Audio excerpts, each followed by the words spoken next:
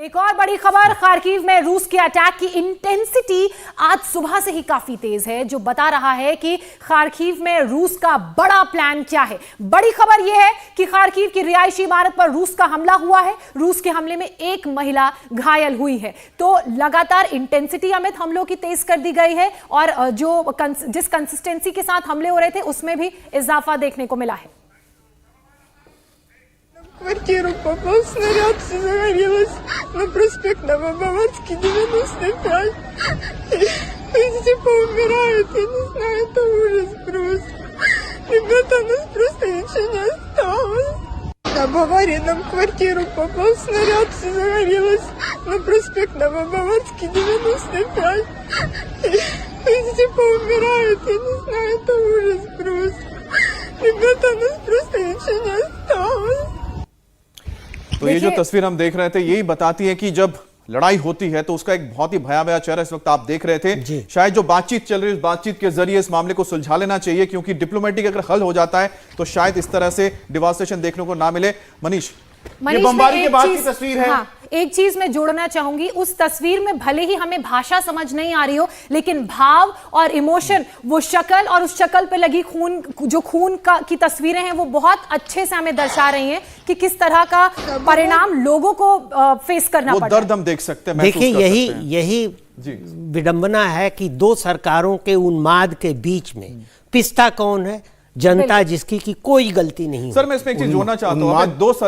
दो सरकारें आपने बताई, लेकिन जो इसके एक ऐसे स्टेक होल्डर है जो पर्दे के पीछे काम कर रहे हैं, वो कितना इंस्टिगेट करते हैं? नहीं, स्टेक होल्डर्स ने, नाटो ने पूरी तरह से इंस्टिगेट किया है। और मुझे तो ताजुब होता है कि येल्सिन जो हैं उन्होंने नाटो के इस चाल को समझा नहीं, जबकि नाटो के चार्टर में साफ लिखा है कि हम मेंबर पर हमले को हम प्रतिकार करेंगे। और ये पहले भी बाइडेन ने कहा था, लेकिन येल्सिन समझे नहीं। और आपने अगर कल या परसों का जो बनी सैंडर्स का सीनेट में बहुत अच्छा बड़ा स्ट्राइकिंग बयान आया, स्टिंगिंग अटैक किया उन्होंने बाइडेन गवर्नमेंट पे, कि आप ये बताइए कि कल को अगर मेक्सिको जो है वो चाइना के साथ मिलिट्री एग्रीमेंट करता है तो क्या अमेरिका चुप बैठेगा? बिल्कुल ये बिल्कुल सही बात है। जेलेंस्की को पूरा पता था और जेलेंस्की ने पहले ये कहा भी था यूएन में कि मेरे को ये जो सैंक्शन लगाने अभी लगाओ, और ये सारा होते हुए, लेकिन जेलेंस्की की अपनी ये खुददारी है। वो चाहता है कि मैं अपना जो फ्रीडम है, जो हमारा कंट्री फ्री है, वो रहेगा।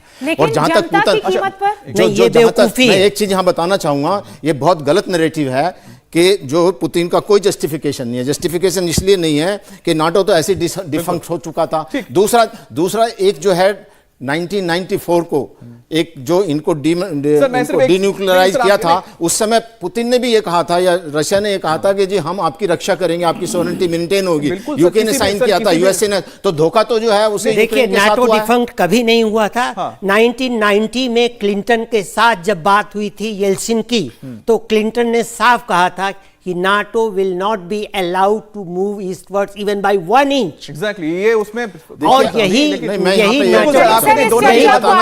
NATO के सेक्रेटरी जनरल ने कहा।